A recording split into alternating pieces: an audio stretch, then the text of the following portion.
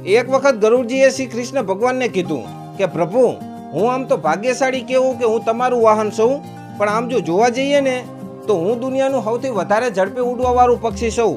મારા કરતા વધારે સ્પીડ આ દુનિયામાં કોઈની નથી. તમારે જ્યાં જવું હોય ત્યાં હું તમને કેવા તાત્કાલિક વીજળીની ઝડપે પહોંચાડી દઉં હું. તો હું તો ભાગ્યશાળી છું જ, પણ તમે ભાગ્યશાળી કેવો કે તમારી કને મારા જેવું પક્ષી છે. એટલે કૃષ્ણ ભગવાન થોડા હસ્યા અને ગરુડજી સામે માથું હલાયું. સુદર્શન ચક્રએ આ બધી વાત સાંભળી અને એ વાત સાંભળીને એટલે સુદર્શન ચક્રને થોડું ગુમાન આવી ગયું. એટલે કૃષ્ણ ભગવાન થોડાક આગળ ગયા ને એટલે સુદર્શન ચક્ર કૃષ્ણ ભગવાનને કહે કે પ્રભુ, આ બ્રહ્માંડજી તમને માને છે ને, જે તમારું માન છે, સન્માન છે, મોભો છે, વટ છે, એ આમ જોવા જઈએ ને તો મારા લીધે છે. કારણ કે બધાને ખબર છે કે ભગવાન કને સુદર્શન ચક્ર નામનું શસ્ત્ર છે. જો એ છૂટશે ને તો રમખાણ મચાવી દેશે.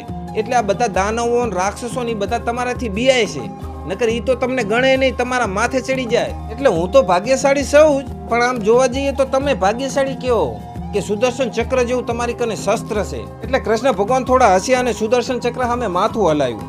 આ બધી વાત રૂકમણીજી સાંભળતા હતા.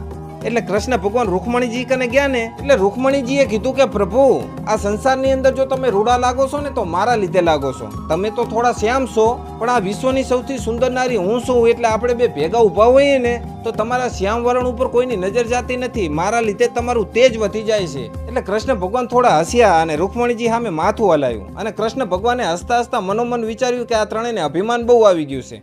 એટલે પછી કૃષ્ણ ભગવાને ગરુડજીને બોલાયા અને ગરુડજીને કીધું કે ગરુડજી, તમારી સ્પીડ ઘણી છે ને, એટલે તમારું એક કામ પડ્યું છે. ગરુડજી કે બોલો.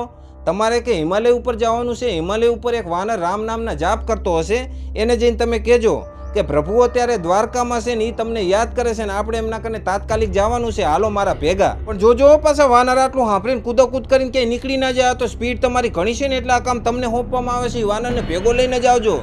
ગરુડજી કે કાંઈ વાંધો નહીં તમ તારે. ગરુડજી તો ઉડ્યા.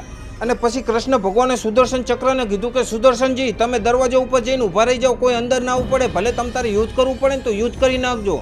તો સુદર્શન ચક્ર કે મારા સામે યુદ્ધ કરવાની કોની તાકાત, કોઈને તમ તારે અંદર ના આવવા દો. અને સુદર્શન ચક્ર તો જઈ અને દરવાજા ઉપર ઊભા રહી ગયા. અને પછી કૃષ્ણ ભગવાને રૂકમણીજીને કીધું કે રૂકમણીજી, તમારે